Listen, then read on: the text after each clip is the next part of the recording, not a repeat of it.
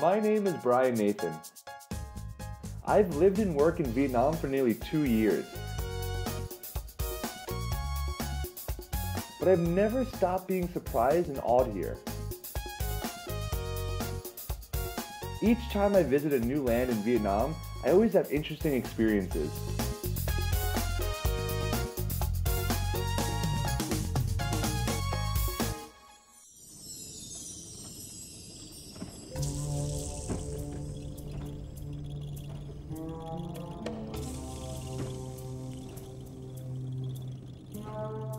I'm here in Sông town in Cà Mau province.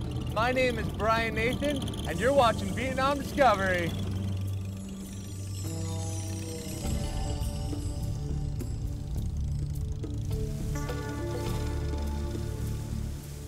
Originating from the Cái Tàu Sông Trạm River junction, the Dốc River spans 58 kilometers and flows westward into the Gulf of Thailand.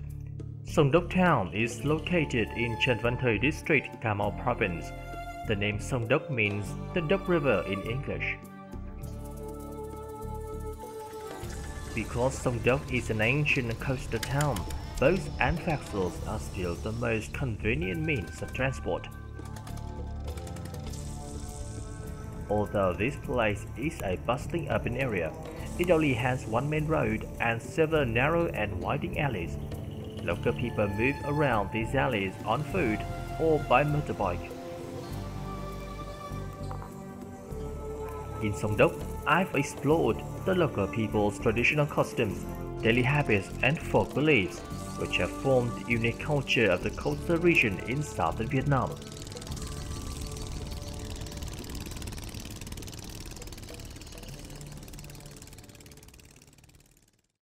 And I've seen a lot of temples in Asia, but there's something really special about this temple here in Sông Đốc town here in Cà Mau province, and that's that they worship whales. When the fishermen are out at sea and they're in troubled time and there's a storm, they worship these whale gods to help give them safekeeping. I'm about to explore inside this temple and just see what's inside. So come on and check it out. Ciao. When it comes to fishermen in the coastal areas of southern Vietnam, whales are not only friends but also sacred creatures that help fishermen in distress. Because of this, the worship of whales is practiced in many places and people respectfully call whales ông, which means great whale. Xương cái ong á, cái xương ong á, coi này cái đầu ong nè. Oh, wow. Còn hàng ở trong là cái quách hồi đó đó, cũng xương ong đó. Còn hầm chỗ này nó hầm mặt trên sóng á. Come on. Wow, so those rib cages there, they're actually real. They're from a whale, and they're preserved here and they're wrapped in this cloth. And even under there, in this altar right here, is the actual skeleton of the whale. It's like a tomb for the whale that they worship. I didn't realize that was real though. On the 15th day of the second lunar month, visitors can take part in the Nghinh Ông festival, which features solemn rituals and is held to pray for bomber catchers.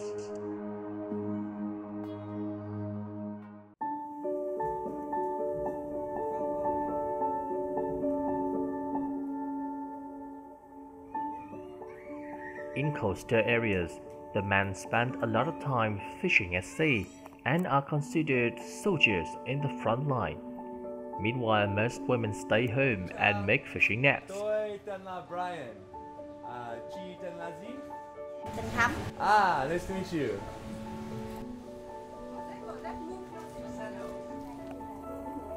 Knitting a fishing net is more difficult than stitching one, because knitters have to know how to join pieces of net together into a large set of net, which is similar to a dressmaker's job. Workers here learn how to stitch the net by themselves, and then they teach each other. In order to become skilled at this and maintain a stable job, you have to have a keen eye to spot even the smallest ribs on the net and be meticulous with each stitch. Giống là đi biển vậy đó, Ở nhà thì với lưới gì nè, đàn ông thì đi biển, thì 20 ngày mới về á, 10 ngày sao đi nữa, như 11, 12 vô vậy đó, rồi 19 đi ra nữa vậy đó. Với lưới thì thu nhập cũng hàng tháng vậy đó, tháng thì thu nhập nhiều thì ít thì có ít vậy đó. Em làm được không?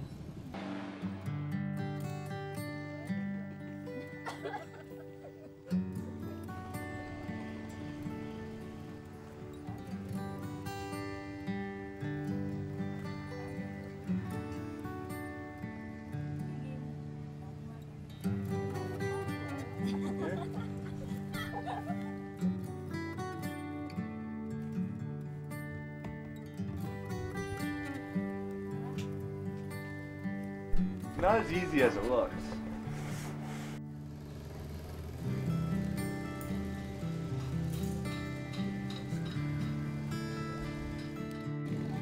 She's very protective of her knots.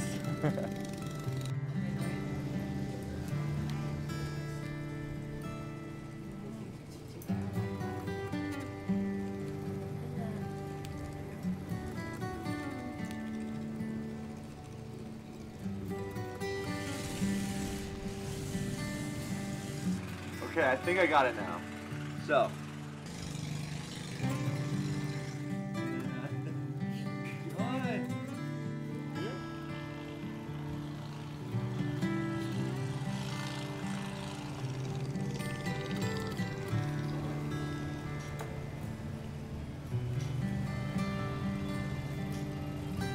So it's really simple. You take this here, you put it through the nearest hole there.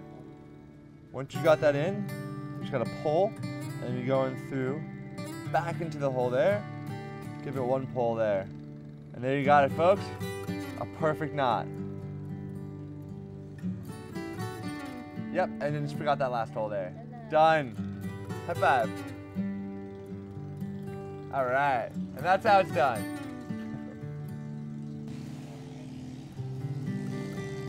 Fishermen have to face many difficulties in terms of weather, markets and prices. Due to this, wages earned by their wives who stitch nets are also an important part of a family's income. During days when fishing vessels stay on shore, the women can earn up to $12 per day.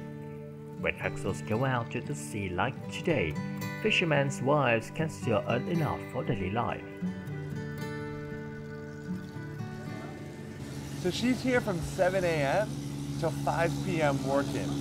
And she's doing this for 20 days, sometimes a month straight, every single day. And it all depends on the season and how many fishing nets they need to fix. And she's here doing the exact same job, which is stitching and repairing these nets by hand. And she's doing this, sitting down here, going piece by piece, inch by inch, from morning until night, fixing these nets every single day. It's a hard job. It's tiring and it's repetitive. You're just doing this in, out, in and out, in and out, repeating over and over and over again.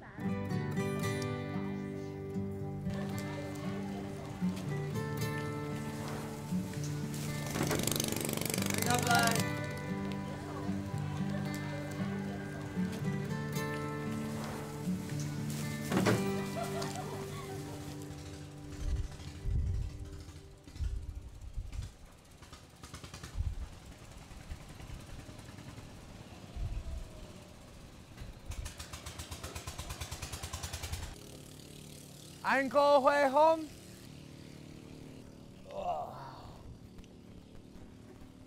Anh... Every day, this man goes along the river and coast to collect underwater scrap and waste materials. In addition, he earns his living by cleaning the boat hull. This job is quite flexible. Whenever ship owners need to clean their hulls, they just call divers like him. He is now 30 years old and has had 7 years of work as a boat hull cleaner. There's oxygen coming out of the hose there. It's got a leak in it. Should probably get that fixed, but it doesn't seem to bother him at all. A little bit dangerous though, because water can get inside of it.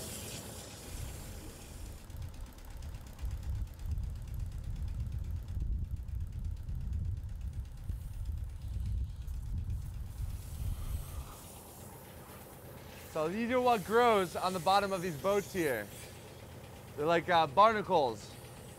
And then this is only after about a month too, so that's quite a lot of growth that you gotta remove. Now the reason you gotta remove these is that over time, if these build up, they can actually cause a lot of damage to the boat.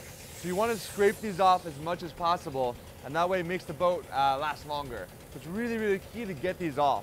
So his job is actually quite important for the longevity of this boat.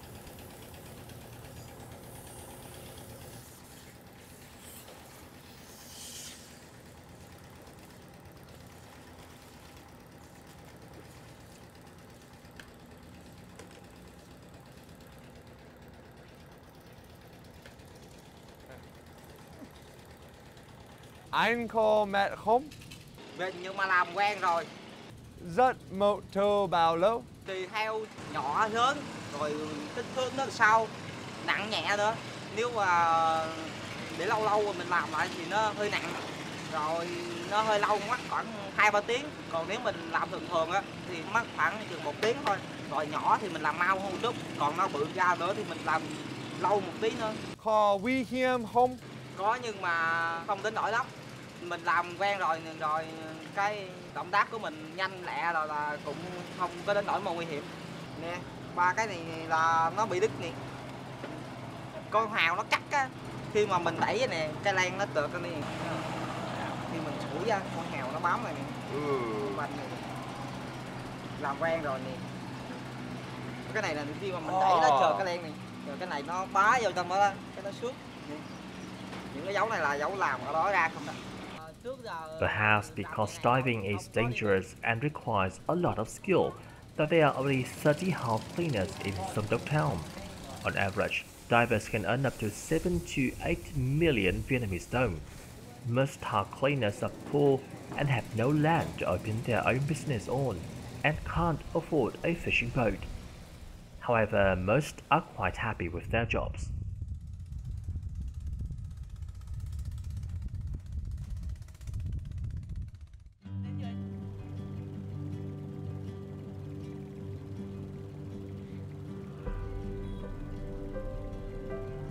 These days, Sông Town in Cà Mau province is so quiet and peaceful because the big fishing vessels are away on fishing trips. Life seems to slow down as mothers and wives wait for their husbands and sons to return with bumper catches and happiness. However, life is not always this peaceful in the coastal Sông Town in Cà Mau province.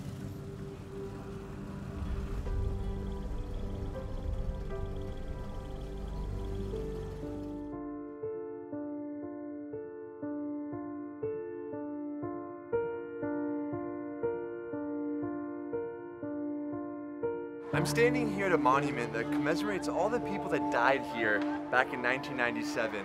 A really bad storm came here and nearly killed over 1,000 people, and it destroyed most of the town here. But just from walking around and talking to people, you can really see that they came together as a community, and they've still been doing what they've been doing for many years, and that's living off the sea. And not just living, they're thriving from it. They've rebuilt and they've developed, and it's quite remarkable just to see and talk to them and just to hear their experiences.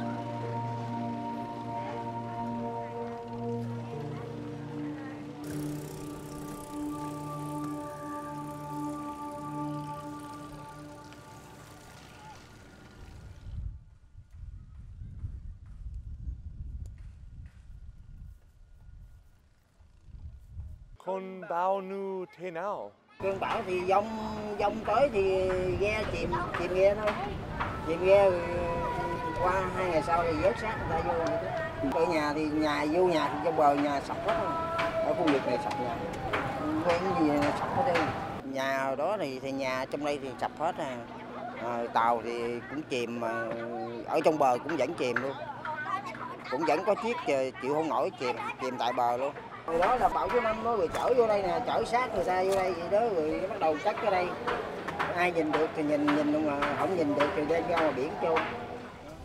That storm was the biggest to hit in the last 20 years. Cà Mau province was the locality that sustained the most severe damage. It took several years for local life to return to normal. now and sons have succeeded their father as fishermen while he stays at home and makes dried fish. Life still goes on here thanks to these brave men who have continued despite hardships.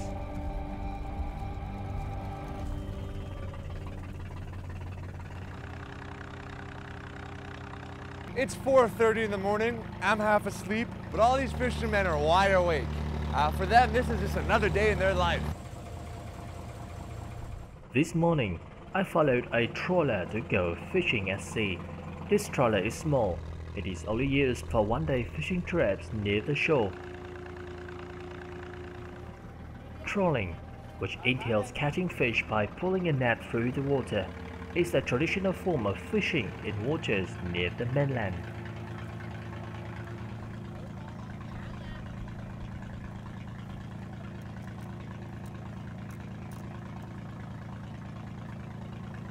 Tôi tên là Brian. Tôi là tên Tuấn. Tuấn. Okay. Tuấn, the owner of this trawler, has spent 21 years fishing. Previously, he worked on big vessels that fished offshore. He has been trawling for 2 years.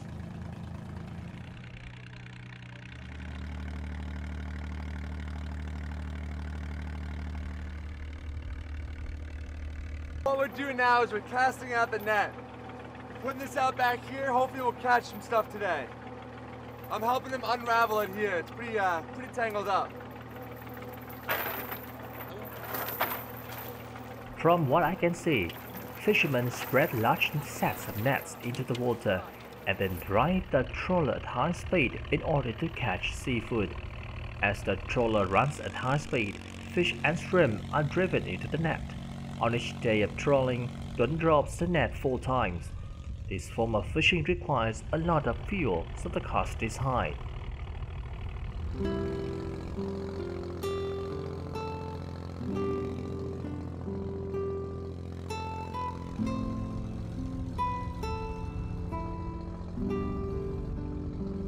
our captain over here does a nice homemade meal. Let's say a boat-made meal of ramen.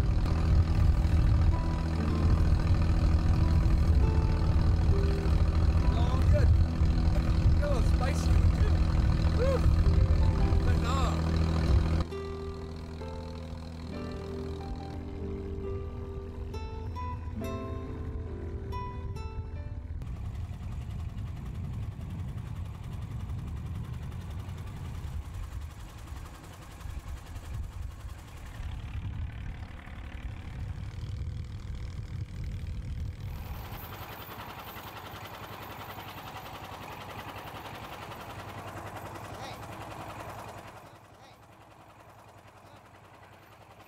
Wow. All right, so after, very good. So we got ourselves here a squid. We got a few of these guys in here. We've got ourselves a good amount of stuff. We got shrimp, squid, some fish, some crabs, and some trash as well, unfortunately.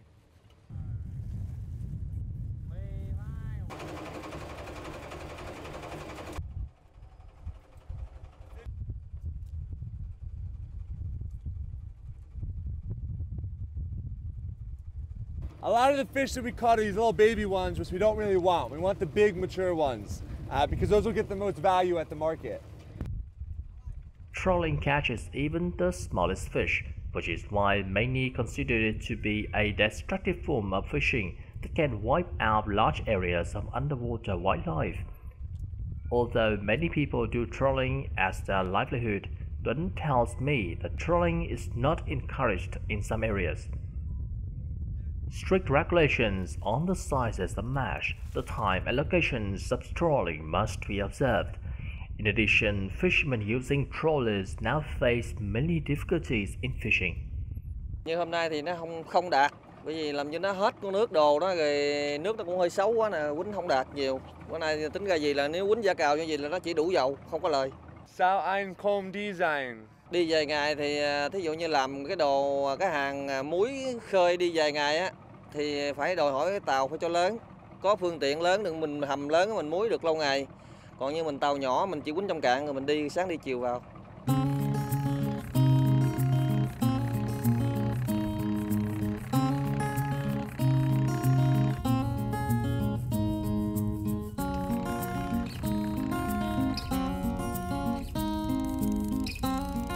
All right, so now we're gonna go ahead and dock the boat and we're gonna go ahead and sell today's catch and see how much we can get for it all.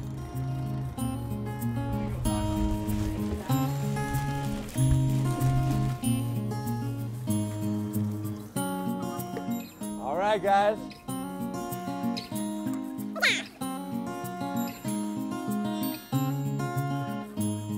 Whoa!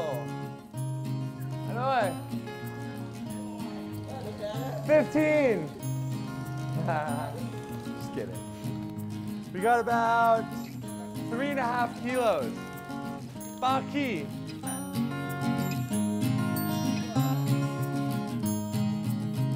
One day of fishing with Tuấn has helped me understand more about the life of fishermen in Sông Đốc Town. Hopefully, fishermen like him will always follow fishing regulations so that seafood reserves are preserved and fishing trips always end with a happy and gentle smile.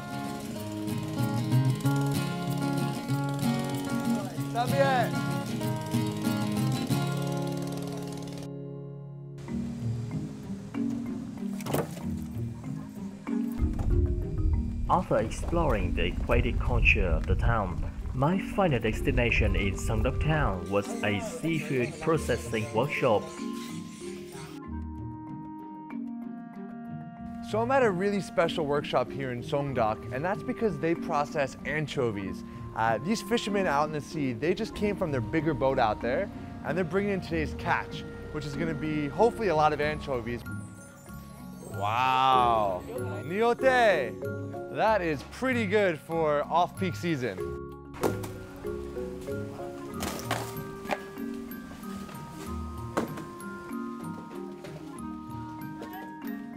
All right, so once the fishermen put them up here, you gotta slide them down. The first step is to remove any excess ice.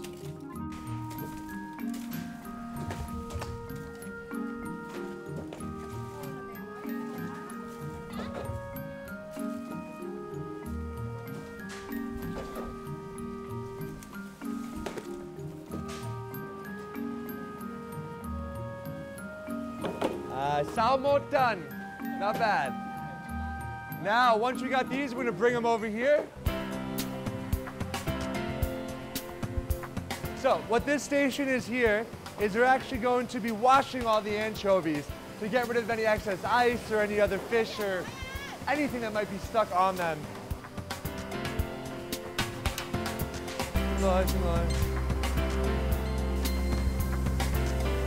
So now we're gonna be dipping them in here. This is actually filled with really hot water. You should not be wearing sandals. And this is gonna cook the anchovies and mix it in with the salt and sanitize them. So we're lowering the second batch in here. Takes about 3 minutes to go ahead and cook these guys. Once they're cooked, we're gonna go ahead and lay them outside.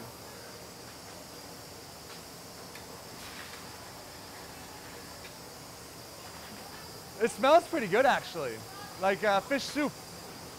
It's my first time inside an anchovy place like this. To see the whole ins and outs, because these anchovies are not only just eaten, but they're also used to make a fish sauce as well. So there's a lot of uses for these anchovies. The water started to boil, and once you see those bubbles there, you know that it's finished. So now we're gonna bring it up, and we're gonna put it on this crate over here. Woo! You can feel that steam coming off of it.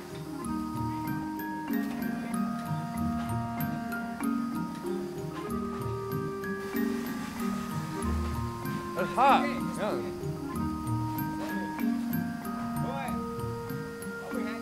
Pretty good. Now the last stage is super, super important to getting these guys crispy, and you're about to see what we're gonna do next. Now we're at the final stage of processing, and that is letting these guys dry out in the sun. So I'm here with the workers, and we're gonna lay these racks out just on over here. And hopefully in a few hours, we'll leave them out in the hot sun and they'll cook. But if it's too cloudy today or if it's not hot enough, we might have to leave them out for a little bit longer. After being boiled and dried, nearly 4 kilograms of fresh anchovies becomes 1 kilogram of dried anchovy. Every day, each anchovy workshop in Sông Đốc employs around 50 workers. When there's more anchovy to work with, a workshop may need up to 150 to 170 workers.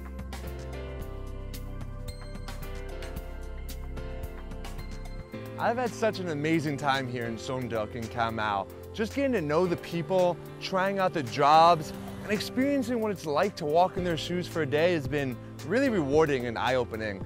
I highly recommend checking out this area and just exploring all the riches that it has to offer.